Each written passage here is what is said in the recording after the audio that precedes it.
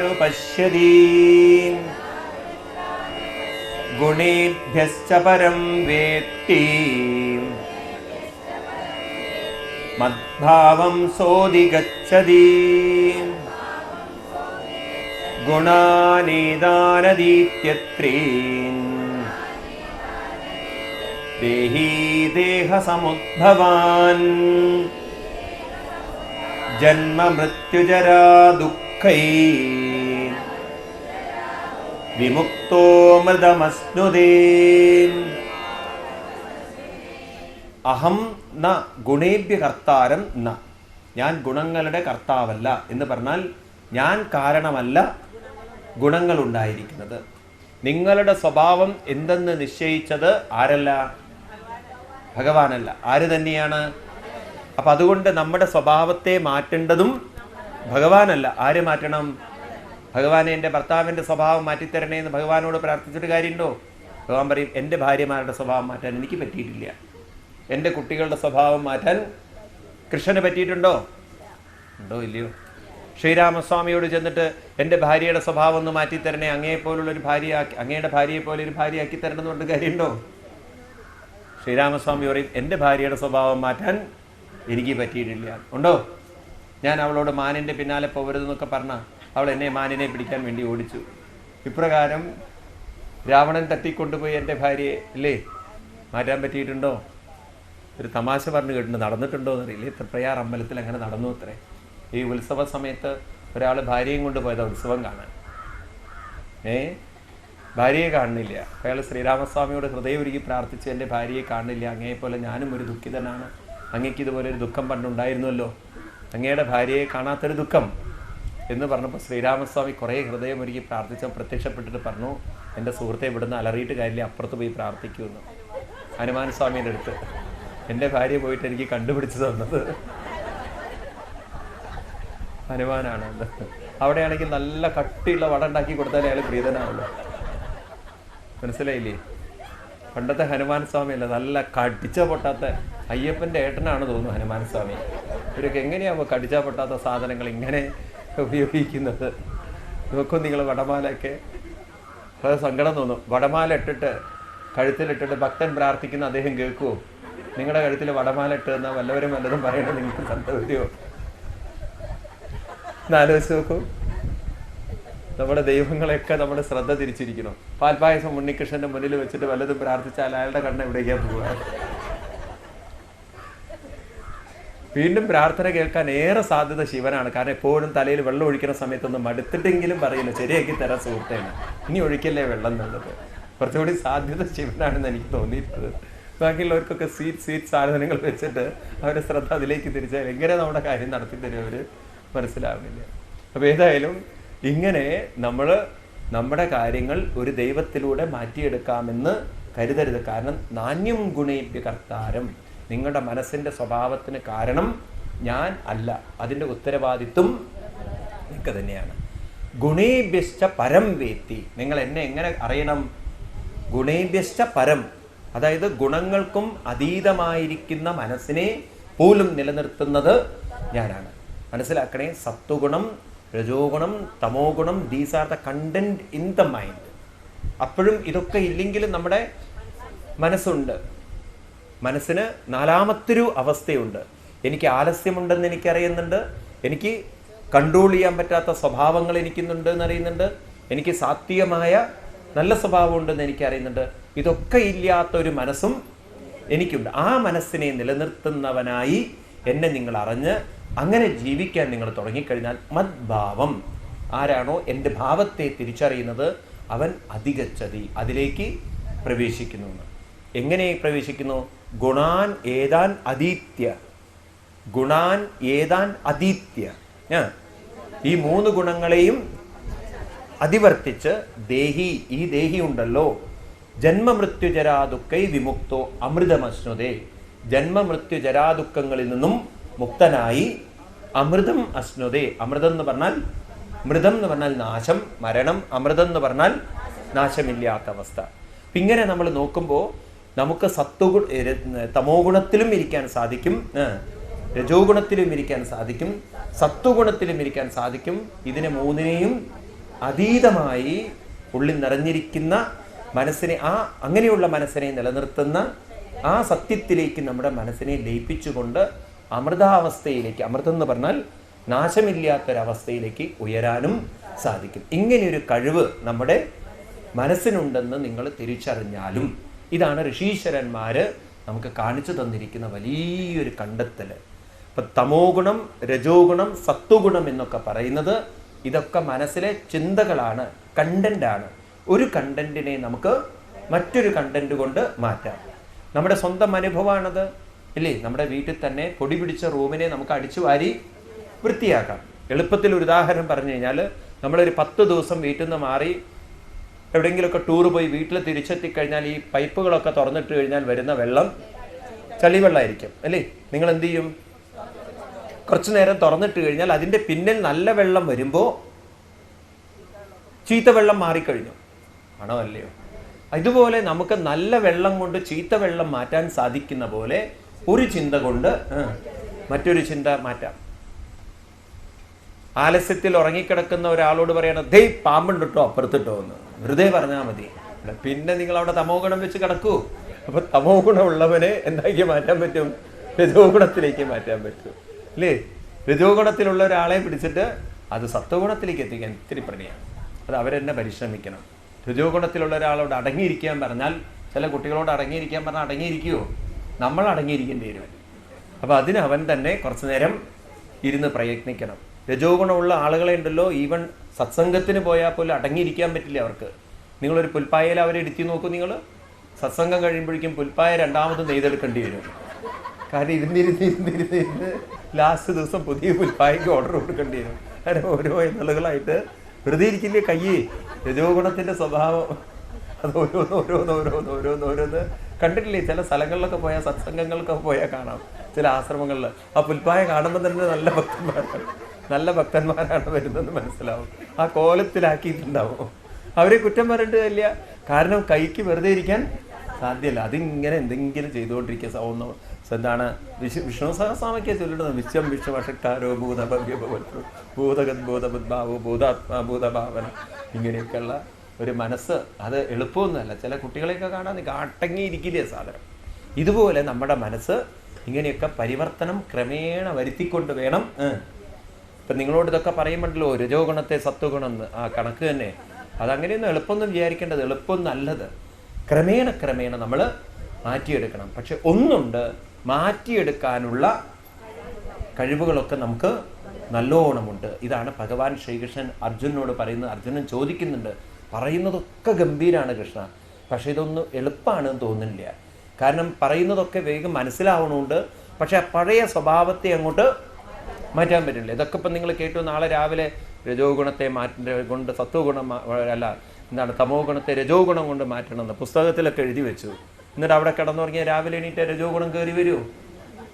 വീണ്ടും നിങ്ങൾ വായിച്ചു നോക്കുക, എന്താ രജോ ഗുണം കൊണ്ട് സത്വ ഗുണം അവിടെ കിടക്കാറുണ്ട്. പിന്നെ നോക്കാൻ ഇന്ന് എന്തായാലും പറ്റില്ല. ഇന്ന് ഇത്ര സുഖത്തിൽ കിടന്നുറങ്ങുന്ന ഒരു അവസ്ഥ എന്തിനു നഷ്ടപ്പെടുത്തണം? നാളെ നോക്കാം രജോ ഗുണം എന്ന്. എവിടെ നാളെ ഉണ്ടോ രജോ ഗുണം വരുന്നു? അതല്ലേ സ്വഭാവം എന്ന് പറയുന്നത്, ആടോ അല്ലയോ? ഒരാൾ ഈ ഭാഗവതൊക്കെ പ്രഭാഷണം ഇതൊക്കെ കേട്ടിട്ടുണ്ടല്ലോ, എന്നോട് പറഞ്ഞു, സ്വാമി ഭാഗവതം ഒന്ന് മേടിക്കണം എന്ന്. ഭാഗവതൊക്കെ ഞാൻ സംഘടിപ്പിച്ചു കൊടുത്തു. എന്നാൽ 2 വരി വായിക്കാന്നൊക്കെ പറഞ്ഞപ്പോൾ അതുണ്ടോ വായിക്കാൻ പറ്റുന്നു? യഥാ സത്യ സത്യ സത്യ പ്രവൃദ്ധേത്തു എന്നൊക്കെ പറഞ്ഞ് ആകെ തപ്പിപ്പിടിച്ച അവസാനം ശ്രീ സുഖവാച, ഇനി മതി സ്വാമി, ഇനി സ്വാമി വായിച്ചോളൂ. ഇതുണ്ടോ പറ്റണു? അയാളുടെ വിചാരം അത്ര കട്ടി വാക്കുകൾ അയാൾക്ക് പറ്റണില്ല എന്നുള്ളത്. ഇപ്പം ഞാൻ പറഞ്ഞു, ഞാനും നിങ്ങളെപ്പോലെ എങ്ങനെയൊക്കെയാണ് തുടങ്ങിയത്. ക്രമേണ വായിച്ച് ശീലമായി കഴിഞ്ഞാൽ ശരിയാവും. ജ്യോത്സ്യർ പറഞ്ഞ പോലെ പിന്നെ ഇതൊക്കെ ഒരു സ്വഭാവമായിട്ട് മാറും. അതുപോലെ നിങ്ങൾ വായിച്ചു തുടങ്ങൂ, എന്നാലല്ലേ മാറ്റുള്ളൂ. അതാണ് സത്യം. അങ്ങനെ നമ്മൾ പരിശ്രമിക്കാനുള്ള ഒരു മനസ്സ് പലർക്കും അങ്ങോട്ട് ഇല്ല. തുടക്കത്തിൽ തന്നെ അവർ പ്രയാസമായിട്ടാണ് തോന്നിയാൽ പിന്നെ അവരൊരിക്കലും അതിനെ മറികടക്കില്ല. അപ്പം നമ്മളുണ്ടല്ലോ, ആദ്യത്തെ ഒരു ബ്ലോക്ക് എന്ന് പറയുന്നത്, എല്ലാവർക്കും ഉള്ളൊരു ബ്ലോക്ക് എന്താണെന്ന് വെച്ചാൽ, ഇതെനിക്ക് കഴിയില്ല എന്നുള്ളൊരു തോന്നലാണ്. പലർക്കും ഉള്ളൊരു ബുദ്ധിമുട്ടാണ്. This is not for me, എനിക്ക് എന്തായാലും പറ്റില്ല, എനിക്ക് ഇങ്ങനെയൊക്കെ ജീവിച്ചാൽ മതി, എന്തായാലും നല്ലോണം ജീവിച്ചാലും ചത്തുപോകും, ഇങ്ങനെ ജീവിച്ചാലും ചത്തുപോകുന്നു. എന്താ പിന്നെ അവരുടെ സിദ്ധാന്തത്തിന് പറയുക, ഇല്ലേ?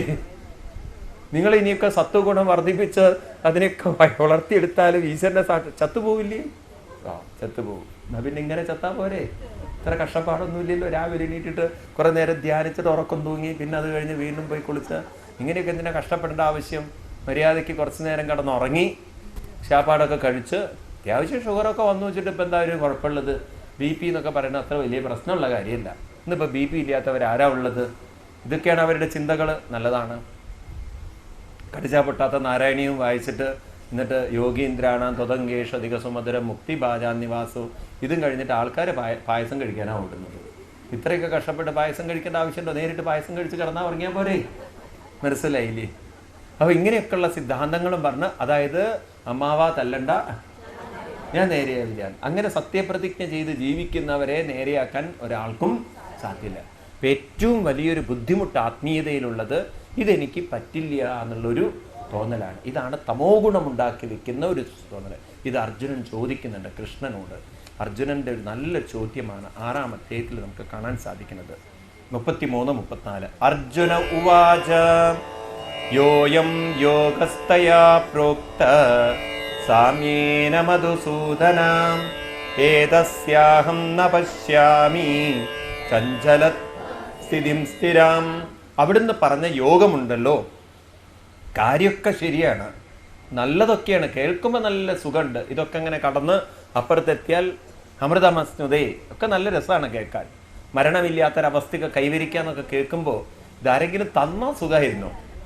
കാരണം ഇതൊക്കെ അത്ര എളുപ്പമൊന്നുമല്ല. ഏതസ്യാമന്യ പശ്യാമി, ഇതത്ര എളുപ്പമായിട്ടൊന്നും എനിക്ക് തോന്നില്ല. ചഞ്ചലത്വാൽ, മനസ്സൊന്നിലും ഉറച്ചു നിൽക്കുന്നില്ല. പെട്ടെന്ന് ഈ പറഞ്ഞ പോലെ ഒന്നും നടക്കുന്നു തോന്നില്ലേ കൃഷ്ണ?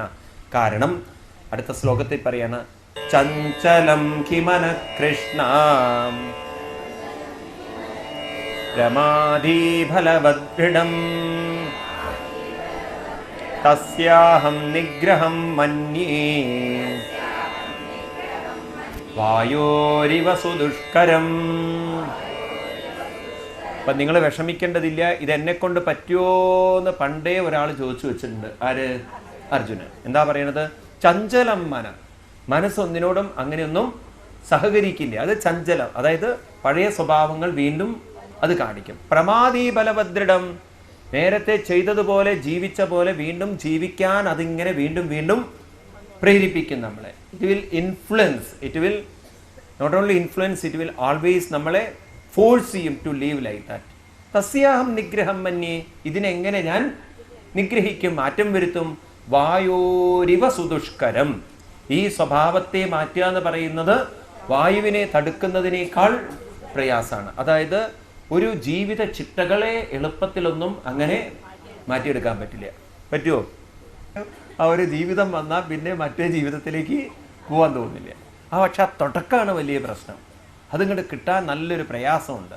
അപ്പം അതുകൊണ്ടായിരിക്കും അർജുനൻ പറഞ്ഞത് ഈ ഒരു സ്വഭാവത്തെ മാറ്റിയെടുക്കണമെങ്കിൽ ഇത്ര എളുപ്പമൊന്നുമല്ല കൃഷ്ണ, ഇതെങ്ങനെ സാധിക്കുമെന്ന്. ഉടനെ ഭഗവാൻ മറുപടി പറയുന്നത് എന്താ അറിയോ? ശ്രീ ഭഗവാനുവാച അസംശയം മഹാബാഹോ മനോദുർനിഗ്രഹം ചലം അഭ്യാസേന തു കൗന്ദേയ വൈരാഗ്യേന ച ഗൃഹ്യതേ. ഹേ അർജുന, കൃഷ്ണന്റെ ഒരു വലിയൊരു മനസ്സ് നോക്കൂ നിങ്ങൾ. ഭഗവാൻ പറയുന്നു അസംശയം, നീ പറഞ്ഞതിൽ യാതൊരു സംശയമില്ല. ഇങ്ങനെയൊക്കെ ഒരു ഭഗവാൻ പറഞ്ഞു തരുമോ? വളരെ നന്നായി അർജുന, നീ പറഞ്ഞു തന്നെ കേട്ടോ, ശരി. നിർനിഗ്രഹം ജലം, അങ്ങനെയൊന്നും ഒരാൾക്ക് എളുപ്പത്തിൽ ആരെയും ശരിയാക്കാൻ പറ്റില്ല, മനസ്സിനെ നേരെയാക്കാൻ പറ്റില്ല. അർജുനന് തോന്നി വളരെ നല്ല കൃഷ്ണൻ എന്ന്, ഇങ്ങനെ തന്നെ വേണം എനിക്ക് പറഞ്ഞുതരാൻ, പെട്ടെന്നൊന്നും നേരെയാവില്ല അർജുന, അതുകൊണ്ട് മെനക്കെടാതിരിക്കുക നല്ലത്, നമുക്ക് വീട്ടിൽ പോയിട്ട് ഐസ്ക്രീം കഴിച്ചിരിക്കാം എന്ന് പറയുന്നതാണ് ആര് വിചാരിച്ചത്? അർജുനൻ വിചാരിച്ചത് അല്ലേ? അങ്ങനെയാണ് കൃഷ്ണൻ സപ്പോർട്ട് ചെയ്യുന്ന വിചാരിച്ചത്. ഉടനെ ഭഗവാൻ പറയുന്നത്, എന്ന് വച്ചിട്ട് മിണ്ടാണ്ടിരിക്കുകയല്ല അർജുന വേണ്ടത്, അഭ്യാസേനതു കൗന്ദേയ, നിരന്തരമായ അഭ്യാസം കൊണ്ട് വൈരാഗ്യേനത് ഗൃഹ്യതേ, പഴയ ജീവിതത്തോടൊരു വൈരാഗ്യം. വൈരാഗ്യം എന്ന് പറഞ്ഞാൽ വെറുപ്പ് എന്നല്ല അർത്ഥം. ഇവിടെ വൈരാഗ്യം എന്നുള്ള ശബ്ദത്തിനർത്ഥം അതിൽ നിന്നും വേർപ്പെടാനുള്ള ഒരു ശക്തി. വൈരാഗ്യം, വിഗത രാഗം, വൈരാഗ്യം, അതിനോടുള്ള ആസക്തി വിടണം അർജുന. ഈ വൈരാഗ്യം എന്നുള്ള ശബ്ദത്തിനുണ്ടല്ലോ, നമ്മൾ സാധാരണ ഉപയോഗിക്കുന്ന അർത്ഥമല്ലത്. എനിക്ക് അവളോട് ഭയങ്കര വൈരാഗ്യമാണെന്ന് പറഞ്ഞാൽ എനിക്ക് ഭയങ്കര ശത്രുതയാണെന്നാണ്. അവളെ ഞാൻ അഡ്ജസ്റ്റ് ചെയ്ത് പറയും എനിക്ക് ഭയങ്കര വൈരാഗ്യമാണെന്ന്. പണ്ട് കോടതിയിലും ഇങ്ങനെയൊക്കെ ഭാഷ ഉപയോഗിക്കും. പ്രതിയോട് കോടതിയിൽ ജഡ്ജി ചോദിച്ചത്രേ, നിങ്ങൾ വൈരാഗ്യം കൊണ്ടാണോ അയാളെ കുത്തിയത് എന്ന്. ഉടനെ പറഞ്ഞ അല്ല, കത്തി കൊണ്ടാണെന്ന്. അപ്പം അവിടെയുള്ള വൈരാഗ്യമല്ല ഇവിടെ വൈരാഗ്യം. ഇവിടെ വൈരാഗ്യം എന്ന് പറഞ്ഞാൽ വിഗത രാഗം ഇതി വൈരാഗ്യം. ഒന്നിനോടുള്ള ആസക്തി വിടുന്നതിനെയാണ് വൈരാഗ്യം. പക്ഷെ ആസക്തി അങ്ങോട്ട് വിടണമെങ്കിൽ നമ്മളൊരു പുതിയ ജീവിത രീതിയെ അഭ്യാസം എന്ത് ചെയ്യണം? അഭ്യസിക്കണം. അപ്പം നമുക്കൊരു ഡിസിപ്ലിൻ്റെ ഒരു നിശ്ചയം വേണം, ഞാൻ ഇങ്ങനെ ജീവിക്കുള്ളൂ. ഉദാഹരണത്തിനുണ്ടല്ലോ, നമുക്ക് കാണാം മദ്യം ശീലിച്ചവർ, അതൊന്ന് പുറത്ത് കിടക്കണമെങ്കിൽ ഞാൻ കഴിക്കില്ല എന്നുള്ളൊരു ദൃഢതയും വേണം, മറ്റൊരു ജീവിത രീതി നയിക്കാനുള്ളൊരു ഇല്ലേ, അത്തരത്തിലുള്ള കൂട്ടുകെട്ടിൽ ഇനി പോവാതിരിക്കണം, നല്ലവരോടുള്ള കൂട്ടുകെട്ട് വേണം. അങ്ങനെയൊക്കെയാണെങ്കിൽ ചിലപ്പോൾ അവർക്ക് അതിൽ നിന്നും മാറി നിൽക്കാൻ പറ്റും. ഉണ്ടോ ഇല്ലയോ? സ്മോക്ക് ചെയ്ത് ശീലിച്ചവർക്ക് ചിലർ പറയും എന്താ എളുപ്പം, എത്ര എളുപ്പത്തിൽ ഞാൻ സ്മോക്കിംഗ് നിർത്തിയിട്ട് എത്ര എളുപ്പമായിരുന്നു എന്ന്. ഇത്ര എളുപ്പത്തിൽ നിർത്താൻ പറ്റുന്നൊരു സാധനമല്ലേ ഞാൻ 20 പ്രാവശ്യമായിട്ട് നിർത്തിയത് സ്മോക്കിങ്. അങ്ങനെയുള്ളവരുണ്ട്. ഈ ജന്മം അയാൾ മാറ്റുമോ? ചിലരങ്ങനെയാണ്, അവരുടെ സ്വഭാവം പെട്ടെന്ന് മാറില്ല. ഒരാൾ 3 സുഹൃത്തുക്കൾ ഇയാളുടെ ഫ്രണ്ട്സൊക്കെ ആയിട്ട് ഇയാൾ ബാറിൽ പോകും കള്ളു കുടിക്കാൻ. അങ്ങനെ കള്ളു കുടിച്ച് അവരുടെ സുഹൃത്തുക്കൾക്കൊക്കെ ട്രാൻസ്ഫറായി, വേറെ വേറെ ബാങ്കിലാണ് ഇവരൊക്കെ ജോലി ചെയ്യുന്നത്. അപ്പോൾ ഇയാൾ എന്ത് ചെയ്യും? ബാറിൽ പോയിട്ട് 3 കപ്പ് കള്ള് മേടിച്ച് കുടിക്കും. അപ്പോൾ ബാറുകാരൻ ചോദിച്ചു എന്തിനാ 3 കപ്പ് എന്ന്. 2 എണ്ണം എൻ്റെ ഫ്രണ്ട്സിനൊന്നും എനിക്കുന്നു. അവരുടെ സ്മരണയ്ക്ക് വേണ്ടി കുടിക്കുകയാണ് അത്രേ, അവരുടെ ആരോഗ്യത്തിനും അവരുടെ ജീവിതത്തിനും വേണ്ടിയിട്ട് ഇയാളാണ് കുടിക്കുന്നത്. ഈ അങ്ങനെയുള്ളൊരു സംസ്കാരമുണ്ട്. നിങ്ങൾക്ക് ആരോഗ്യം ഉണ്ടാവട്ടെ അവരുടെ ഇവൻ കള്ളു കുടിച്ചിട്ട് ഇവൻ്റെ ആരോഗ്യം നശിപ്പിക്കും. അത് കഴിഞ്ഞ് ഒരു ദിവസം ഇയാളിങ്ങനെ ഈ സപ്ലയർ ഇങ്ങനെ കൊടുത്തുകൊണ്ടിരിക്കുകയായിരുന്നു. ഒരു ദിവസം നോക്കുമ്പോൾ ഇയാൾ 2 കപ്പാക്കി. അപ്പോൾ ഈ സപ്ലയർ വെച്ച് എന്താ നിങ്ങൾ 2 കപ്പിലേക്ക് ഒതുക്കിയതെന്ന് പറയാണ്. ഞാൻ കുടി നിർത്തി, അവർ നിർത്തിയിട്ടില്ല. ഇനി ഞാൻ കുടിക്കില്ല എന്ന് പ്രതിജ്ഞ ഇരിക്കുകയാണ്. അപ്പോൾ ഞാൻ കുടിക്കുന്നത് എനിക്ക് വേണ്ടിയിട്ടല്ല,